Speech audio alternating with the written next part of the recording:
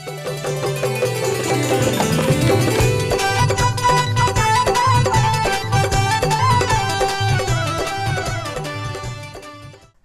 खबरें खेती में आपका स्वागत है। मैं हूं रूपम। आइए देखते हैं आज क्या है खास कृषि समाचार में।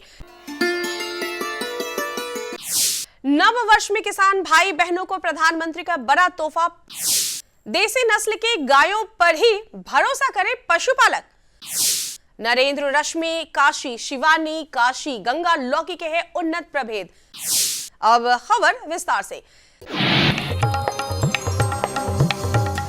किसान हितैषी प्रधानमंत्री नरेंद्र मोदी ने नए वर्ष 2025 का पहला निर्णय देश के करोड़ों किसान भाई बहनों को समर्पित किया है। प्रधानमंत्री की अध्यक्षता में 1 जनवरी को हुई केंद्रीय मंत्रिमंडल की बैठक में किसानों से जुड़े 2 अहम फैसले लिए गए। पहला, किसानों को डीएपी उर्वरक की बोरी 1350 रुपए में मिलेगी और दूसरा, प्रधानमंत्री फसल बीमा योजना का आवंटन बढ़ाकर 69,515 करोड़ रुपए कर दिया गया है। इस फैसले से किसानों को सस्ते दर पर डीएपी उर्वरक उपलब्ध कराने के लिए केंद्र सरकार की सब्सिडी जारी रहेगी। किसान भाइयों को बता दें कि अंतर्राष्ट्रीय बाजार में डीएपी उर्वरक की कीमत 3,000 रुपए प्रति बोरी है, जबकि देश में किसानों को यह 1350 रुपए प्रति बोरी उपलब्ध हो रही है।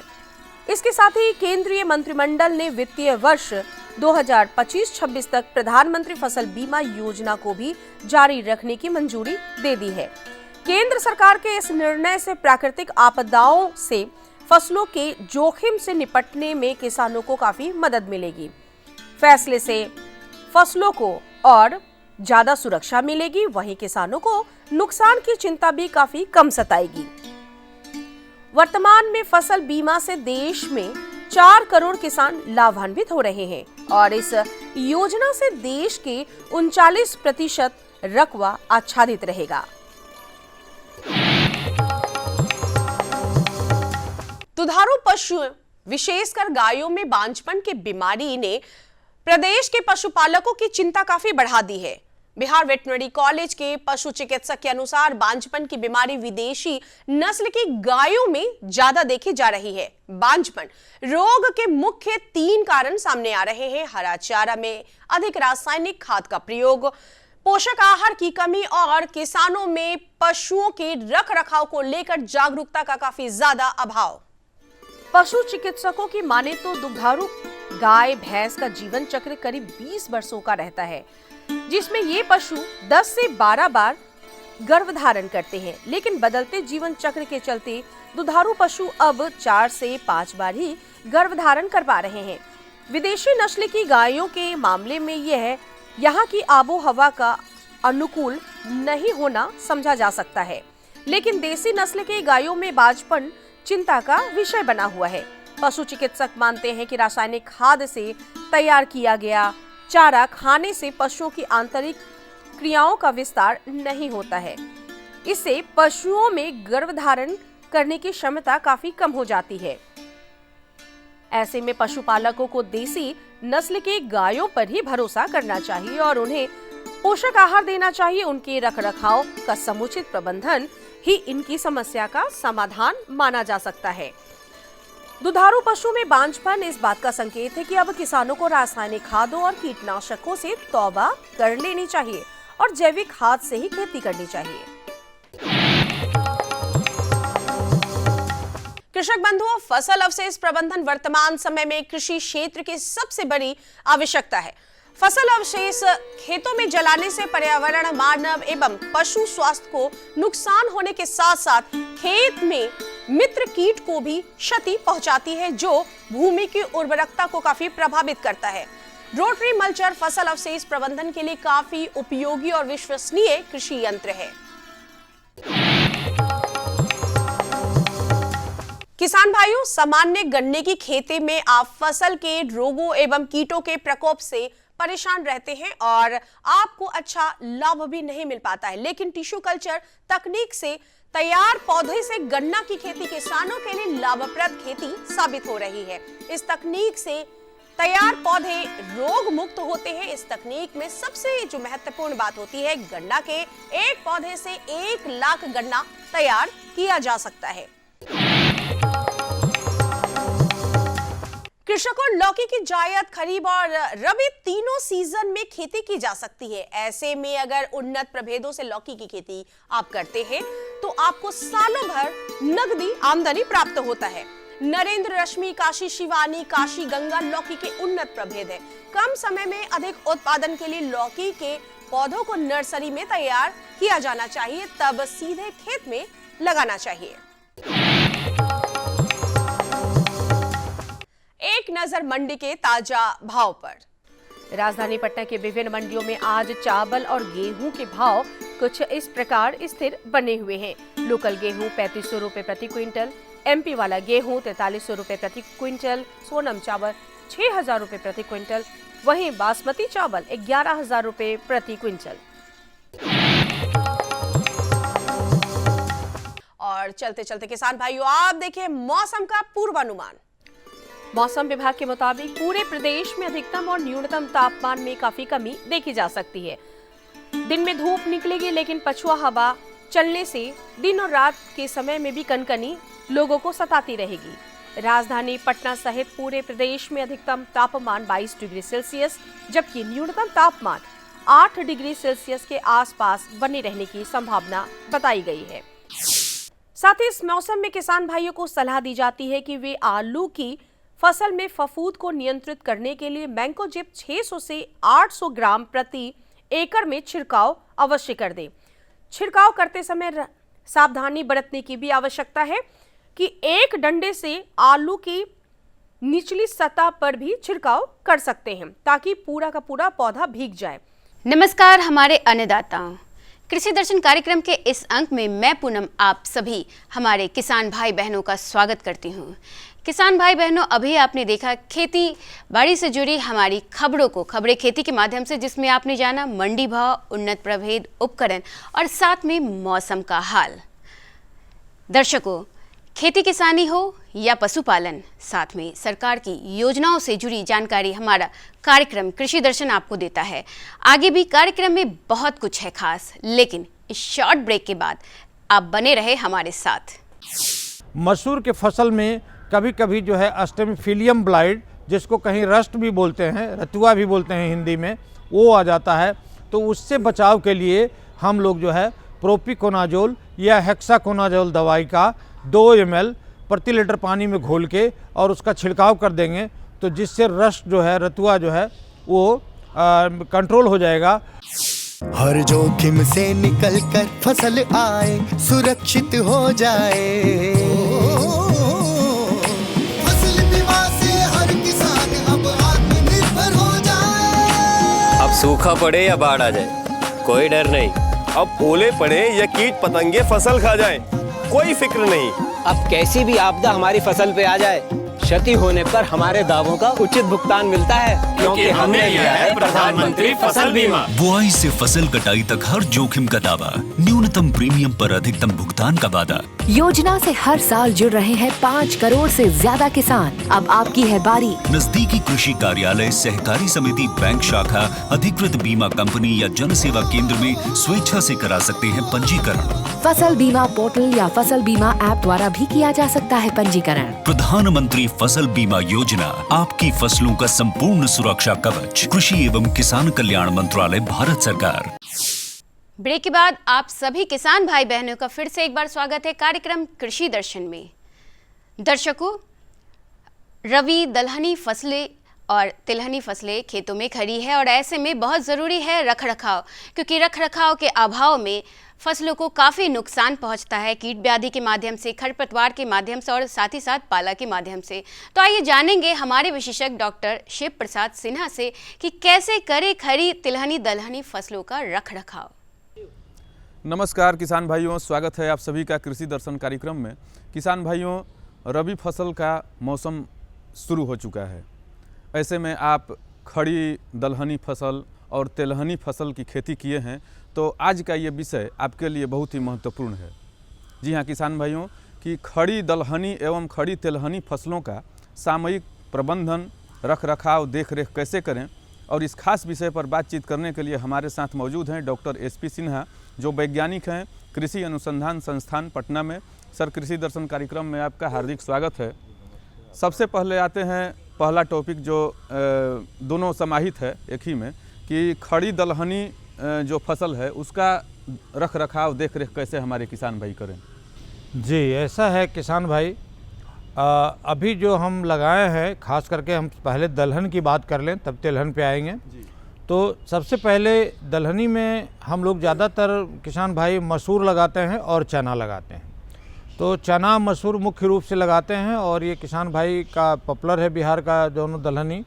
तो मसूर में जो खड़ी फसल है इसमें थोड़ा सा ध्यान देने की बात है कि जब हमारा मसूर का फसल 40-45 दिन का हो जाए तो आप देखेंगे कि उसमें बढ़वार यदि कम हो रहा है तो आप उसमें मल्टीप्लेक्स सूक्ष्म पोषक तत्व तरल का जो है 1.5 लीटर 500 लीटर पानी में घोल के प्रति हेक्टेयर की दर से यदि उसका पर्णीय छिड़काव कर देते हैं तो बढ़वार अच्छी हो जाएगी, फसल अच्छी हो जाएगी। और ख़ास करके ऐसा देखा जाता है किसान भाई कि जो जाड़े की फसल है उसमें जितना ओस पड़ता है उतना ही ज़्यादा पौधा पानी ओस से लेता है। तो ओस पड़ता है वो हमारे लिए अच्छी बात है, तो ओस जितना पड़े उसी से हमारा पौधा फलता फूलता है। तो ये बात का है। तो एक तो ये करेंगे। दूसरी बात कि कभी कभी मसूर के फसल में आप देखते होंगे किसान भाई कि कीड़ा लग जाता है। तो कीड़ा लग जाता है, जो चना वाला लगता है फली छिद्रक, वही वाला मसूर में भी आ जाता है। तो वो यदि मसूर में कहीं दिखाई पड़े तो सबसे अच्छी दवाई है कि आप जो है निम्बिसिडीन आता है 5% का, वो निम्बिसिडीन का जो है 4 ml 5 ml 1 लीटर पानी में डाल के और उसका पर्णीय छिड़काव कर देंगे तो उससे जो है आपका वो फली छिद्रक का प्रकोप कम जाएगा। और कभी कभी फली छिद्रक का प्रकोप ज़्यादा हो जाता है तो एक दवा है प्रोफेनोफॉस। इस प्रोफेनोफॉस दवा का 50 इसी करके आता है। इस प्रोफेनोफॉस दवा का 1.5 ml से 2 ml दवाई 1 लीटर पानी में घोलेंगे और उसका पर्णीय छिड़काव कर देंगे, जिससे कि मसूर के फसल में जो कीट वगैरह का प्रकोप हो गया खड़ी फसल में उससे निवारण हो जाएगा। और मसूर के फसल में कभी कभी जो है अस्टेमिफिलियम ब्लाइट, जिसको कहीं रस्ट भी बोलते हैं, रतुआ भी बोलते हैं हिंदी में, वो आ जाता है। तो उससे बचाव के लिए हम लोग जो है प्रोपिकोनाजोल या हेक्साकोनाजोल दवाई का 2 ml प्रति लीटर पानी में घोल के और उसका छिड़काव कर देंगे तो जिससे रस्ट जो है, रतुआ जो है वो कंट्रोल हो जाएगा। और एक दवा और बाज़ार में आती है, यदि ये नहीं अवेलेबल हो पाया तो आप मैंकोजेब 62% और मेटालेक्जिल 8% का बाज़ार में आता है, जो भी इसी कम्बिनेशन का। इस दवा का 1.5 ग्राम प्रति लीटर पानी में घोल के इसका यदि पर्णीय छिड़काव कर देते हैं तो निश्चित रूप से हमारा स्टेमफिलियम ब्लाइट से मसूर का नियंत्रण हो जाता है। अब बात रही चना की, तो चना के फड़ी फसल में कभी कभी देखते होंगे ग्रे मोल्ड आ जाता है और कभी कभी विल्ट का प्रकोप होता है, जिससे चना उकठा रोग कहते हैं। तो उससे तो बीज को उपचार करेंगे तो करेंगे ही, पहली बात। दूसरी बात कि बीज को हम लोग जो है मिट्टी को भी उपचार करेंगे। ट्राइकोडर्मा से 3-4 किलोग्राम ट्राइकोडर्मा प्रति हेक्टेयर की दर से 25 किलो केचुआ खाद वर्मी कंपोस्ट में मिला के 1 हेक्टेयर में यदि छींट देते हैं बुआई से पहले मिट्टी में तो हमारा ये विल्ट का प्रकोप कम जाता है और बीज भी उपचार करेंगे। बिल्कुल सही बात सर कि यही जानकारी हम अपने किसान भाइयों तक पहुंचाना चाहते थे कि जो जैविक उपाय हैं उनको अपना करके भी फसल की सुरक्षा संपूर्ण रूप से की जा सकती है। अब आते हैं तेलहनी खड़ी जो तेलहनी फसलें हैं उन पर, तो उनका सामयिक प्रबंधन हमारे किसान भाई। हाँ, खड़ी फसल में अभी किसान भाई लगाए होंगे राई, तोड़ी, सरसों। तो उसमें देखते होंगे कभी कभी कहीं कहीं जो है आरा मक्खी, जिसको आरा मक्खी क्या करती है कि गोल गोल धब्बा पत्ती में बना देती है। तो आरा मक्खी से बचाव के लिए किसान भाई एक दवा है जिसका हम लोग इस्तेमाल कर सकते हैं, प्रोफेनोफॉस। उस दवा का हम लोग यदि 1.5 ml दवाई प्रति लीटर पानी में घोल के, या इंडोकार्ब एक आता है, इंडोक्साकार्ब, उस इंडोक्साकार्ब का भी दे सकते हैं। वो भी 1 से 2 ml 1 लीटर पानी में घोल के इस्तेमाल करेंगे तो उससे मर जाएगा। और खरीफ फसल में हमारा कभी कभी क्या होता है कि अल्टरनेरिया ब्लाइट का प्रकोप हो जाता है, जिसको हम लोग अल्टरनेरिया झुलसा भी कहते हैं। तो राई तोड़ी सरसों में आता है। तो जैसे अल्टरनेरिया झुलसा आ जाए तो पत्ती पे देखिएगा नीचे जो पुरानी पत्ती है उस पर गोल गोल रिंग नुमा धब्बा आ जाता है और जो अलग अलग कलर का होता है, जैसे लगता है बहुत सा कंसेंट्रिक रिंग रखा हुआ है।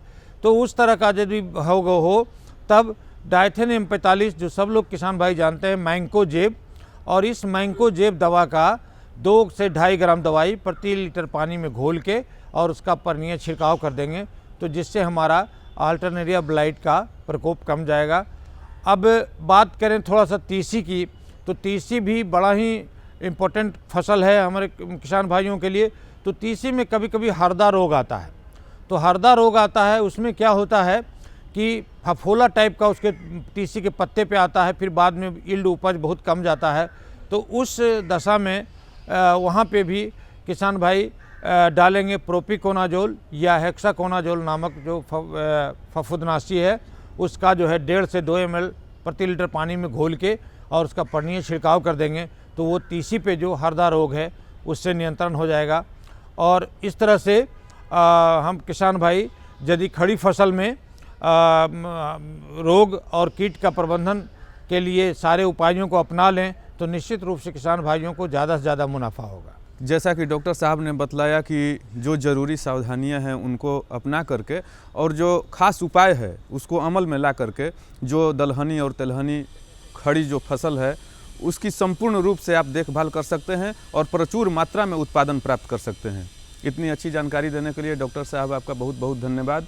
और किसान भाइयों, मिलते हैं कृषि दर्शन कार्यक्रम के अगले भाग में एक नई जानकारी के साथ। तब तक हमें और हमारी पूरी टीम को दीजिए इजाज़त। नमस्कार। दर्शकों, अभी आपने जाना खड़ी तिलहनी दलहनी फसलों के रखरखाव को। अब बारी अगले सेगमेंट की, जो कि है महाझींगा के विषय में। महाझींगा खाने में स्वादिष्ट और सेहत से भरपूर होता है और साथ ही बाजार में इसकी मांग सालों भर बनी रहती है और साथ ही साथ यह कम लागत में अधिक मुनाफा देने वाला होता है। तो आइए जानते हैं अभिषेक कुमार से कि कैसे करें मीठे पानी में महाझींगा मछली का पालन। किसान भाइयों नमस्कार, मैं हूं शांति भूषण और आप देख रहे हैं कृषि दर्शन। किसान भाइयों, मछली पालन में हमारा बिहार तो लगभग दूसरे और तीसरे नंबर पर कायम है और काफ़ी उपलब्धियां हासिल की है हमने मछली पालन में। लेकिन आज भी मछली पालन में जो कुछ हमारी आमदनी होनी चाहिए थी उस हिसाब से हो नहीं रही है और हमारे जो वैज्ञानिक हैं वो रोज़ नए नए आयाम, नए नए अनुसंधान ये गढ़ रहे हैं ताकि आपकी आमदनी बढ़े, आपकी आमदनी दोगुनी चौगुनी हो। तो इसी संदर्भ में हम आज एक नया विषय लेकर आए हैं। आप जब कभी कहीं घूमने जाते होंगे तो आप देखते होंगे बड़े बड़े जगहों पे, बड़े बड़े होटलों में झींगा मछली मिलता है और सबसे महंगा लगभग झींगा मछली ही होता है।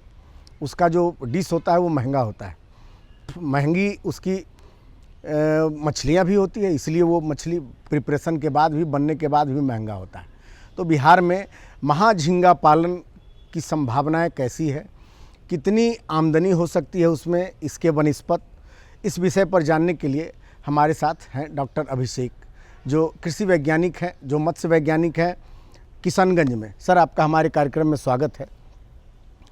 सर, महाझींगा पालन पर जैसा कि विषय है आपने कहा, तो महाझींगा पालन में क्या संभावनाएं हैं बिहार में?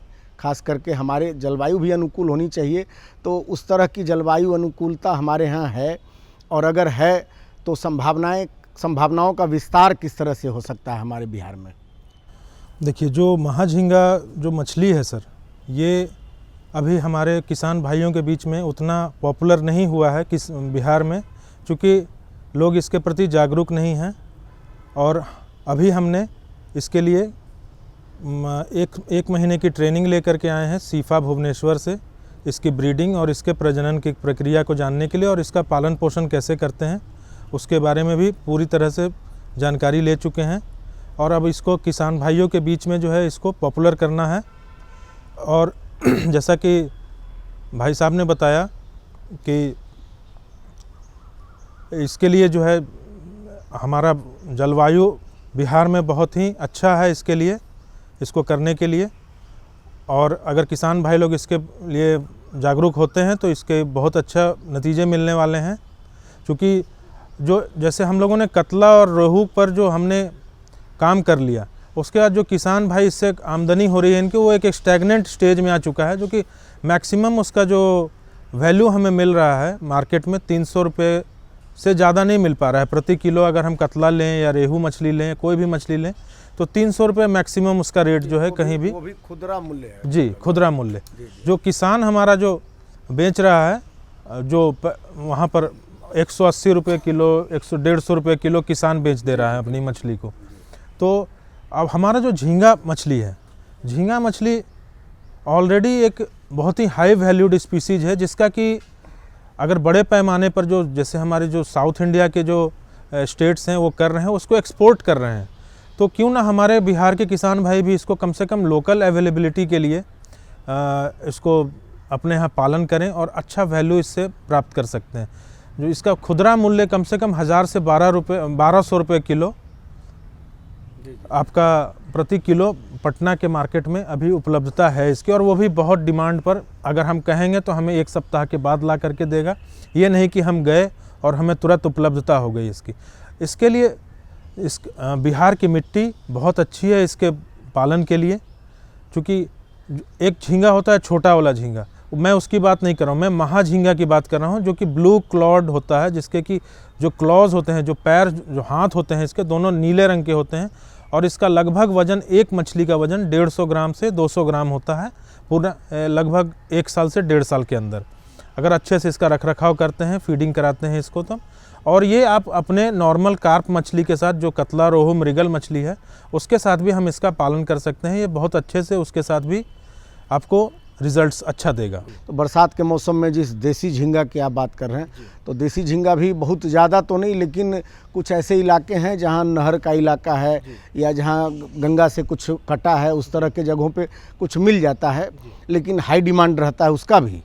तो यहाँ उस तरह के उसको, इसका जो जैसे अब रेहू के साथ अगर हम पालते हैं या मृगल के साथ पालते हैं, कतला के साथ पालते हैं, तो उसमें दोनों के साथ पालने में, उसके फीडिंग में या उसके रखरखाव में, दोनों में अंतर होता है। मतलब कुछ तो रखरखाव में अंतर होता होगा कि दोनों अलग अलग तापमान में, क्योंकि इस तरह की मछलियाँ खास करके साउथ में ज़्यादा पाई जाती हैं। महाझींगा जो है हमने देखा भी है कई बार, साउथ में वो बड़े बड़े साइज़ की झींगा जो है वहाँ मिलती है। तो हमारे यहाँ क्या परेशानी हो सकती है उसमें? नहीं, इसमें कोई परेशानी नहीं होगी। ये बहुत अच्छे से आप जिस भी तालाब में आप छोड़ेंगे, सिर्फ कैट फिश के साथ इसको नहीं छोड़िएगा। जो आपके पंगास, जो कैट फिश होती है, देसी मांगुर, इसके साथ ये नहीं पल पाएगी, क्योंकि दोनों आपस में कैनिबलिज्म कर लेगा, एक दूसरे को खा जाएगी। आप जो है rohu, catla, mrigal, grass carp, silver carp, common carp के साथ इसको पालिए, ये आपको बहुत अच्छा रिजल्ट्स देंगी। और फीडिंग के भी इसके कोई ऐसी दिक्कत नहीं है। 35% प्रोटीन से ऊपर के आप एक्सटर्नल फीडिंग कराइए। रात में ये फीडिंग ज़्यादा करती है, दिन में ये नीचे रहना पसंद करती है, और रात में ये ऊपर आती है अपना खाना ढूंढने के लिए। तो ये अंतर है कार्प में और इसमें, कि वो दिन में खाती है, ये रात में खाती है। जी जी। अच्छा सर, एक इसमें सबसे बड़ा और एक सवाल हमारा, कि जब हम इसका पालन करते हैं तो बीज के लिए हमको सबसे पहले बीज के बारे में जानना होगा कि हमको इसका बीज, चूँकि उसका बीज तो आसानी से उपलब्ध है, इसका हमको बीज कहाँ से मिलेगा, महाझींगा का बीज कहाँ से मिलेगा, बीज का कैरेज जो है, ट्रांसपोर्टेशन हम किस तरह से करेंगे, या ट्रांसपोर्ट हमें पहुँचा दिया जाता है, कहाँ से इसका बीज कहाँ से मिलेगा? इसका बीज जो है केंद्रीय मीठा जल पानी का जो इंस्टीट्यूट है हमारा भुवनेश्वर में, CIFA, central institute of fresh water aquaculture Bhubaneswar, उसकी 5 मल्टीप्लायर हैचरीज़ हैं ऑल ओवर इंडिया में। वो लोग सीड सप्लाई करती हैं ऑल ओवर इंडिया में। आप उनसे कांटेक्ट करके आप अपना सीड जो है बाई एयर, बाई ट्रेन आप इसको मंगवा सकते हैं, और 40 घंटा तक इसके जो बीज होता है उसमें मृत्यु की प्राप्ति नहीं देखी गई है। 40 घंटा तक आप इसको ट्रांसपोर्ट में रखते हैं, फिर भी ये इसका बीज मरता नहीं है। जो हमारे यहाँ कार्प मछलियों का जो उत्पादन है, जिसमें कि हमारे किसानों ने बेहतर रिजल्ट दिया है, उससे बेहतर ये हो सकता है। तो साथ में लेके चलने से सर हमको अच्छा प्रॉफिट मुनाफा होगा, क्योंकि जो कार्प मछली है उसके जो एक हमारा जो कस्टमर है वो एक फिक्स्ड कस्टमर है। ये आप जो इसका प्रोफाइल चेंज हो जाएगा, अगर क्योंकि ये मछली सब लोग नहीं खरीद पाएंगे, तो लेकिन इसके लिए आपको कंज्यूमर्स का एक अलग डेटाबेस कैटेगरी हो जाएगा, और ये आपको अच्छा मुनाफा देगा। अभी बड़े बड़े होटलों में ये आप जाएंगे अगर इसका देखने के लिए, तो ये काफ़ी हाई वैल्यूड मछली।